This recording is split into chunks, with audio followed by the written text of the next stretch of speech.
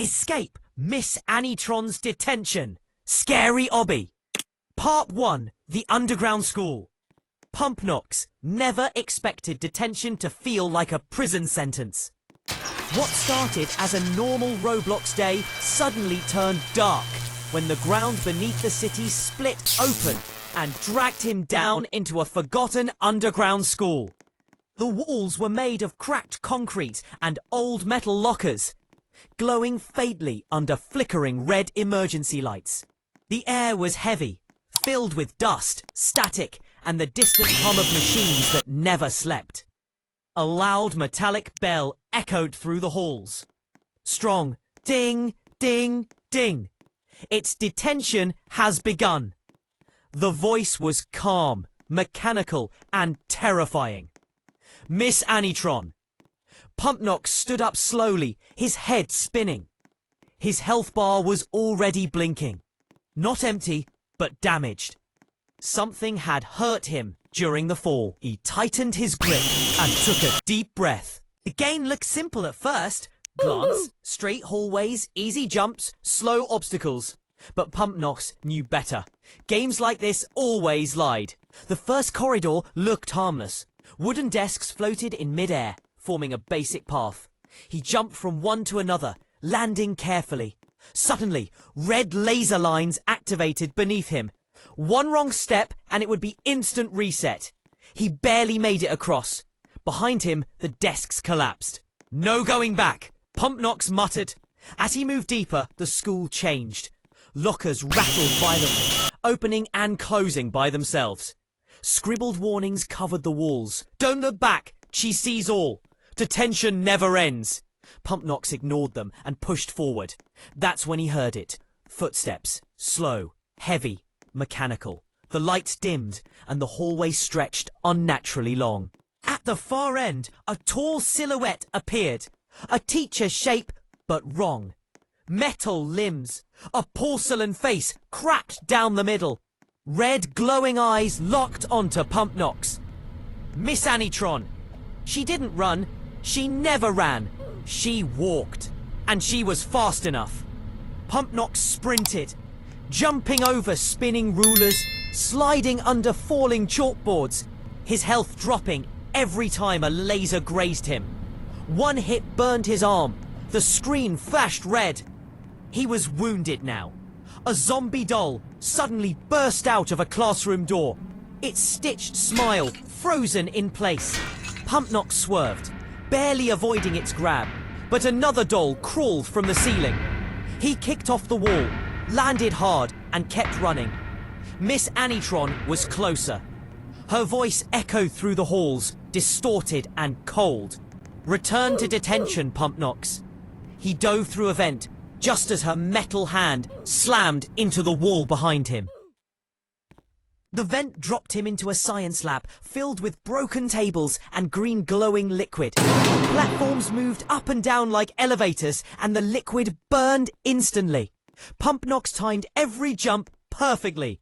Above him, the ceiling cracked. Miss Ani-Tron watched. He escaped the lab and entered the school's core hallway. Longer, darker, and filled with laser grids that turned on and off unpredictably. His hands shook, but his focus sharpened. He jumped, rolled, and slid with precision, losing more health but never stopping. Finally, he reached a heavy steel door marked Exit, temporarily locked. A lever beside it activated a countdown. 10, 9. Miss Ani-Tron screamed a sound like metal tearing apart. 8, 7. Zombie dolls flooded the hallway. 6, 5. Pumpnox fought through, taking hits, barely standing. 4, 3. Miss Ani-Tron stood right in front of him now, towering, unstoppable. 2. Pumpnox pulled the lever one last time and dove through the opening as the door slammed shut behind him. Silence. He collapsed onto the floor of a maintenance tunnel, breathing heavily. His character was injured. His screen blurred slightly.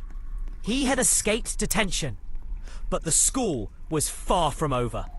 Somewhere behind the walls, Miss Ani-Tron reset her systems, and she smiled. End of part 1. Part 2 the deeper detention. Pumpnox woke up coughing. Dust filled the air, thick and metallic, clinging to his lungs as the elevator from the upper detention level slammed shut above him. The sound echoed downward for several seconds before fading into silence. The school was quieter here, too quiet, as if the underground itself was holding its breath. His arm burned. A laser trap from earlier had grazed him, leaving a glowing red line across his sleeve and skin. It wasn't fatal, but it was a reminder. This place punished mistakes without mercy. The floor beneath his feet wasn't tile anymore. It was cold steel, scratched and dented, marked by claw marks and drag chains. Dim red lights flickered along the walls, revealing hand-painted warning signs. No running, no thinking. Obey Miss Ani-Tron. Pumpnox swallowed and moved forward.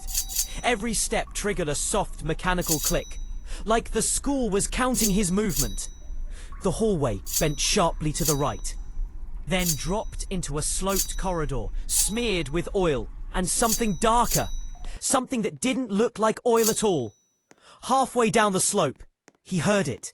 A child's laugh, high-pitched, broken, repeating. Pumpnox froze. From behind a row of lockers welded into the wall, zombie dolls began to emerge.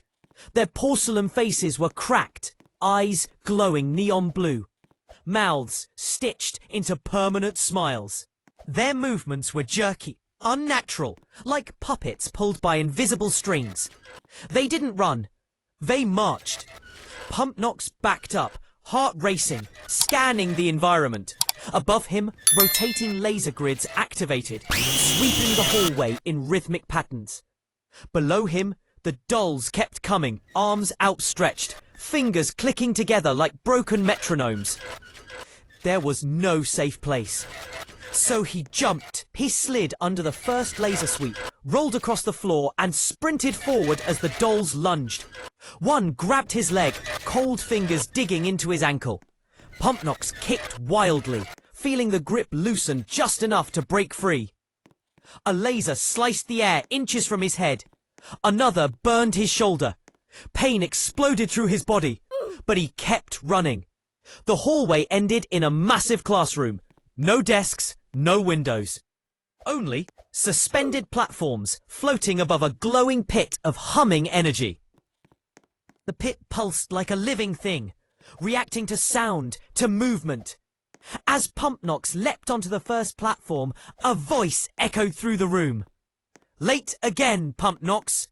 Miss Ani-Tron's voice was calm, artificial, mocking.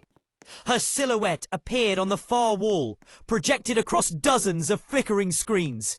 Her mechanical eyes followed every jump, every stumble. "You always rush," she said. "That's why you fall."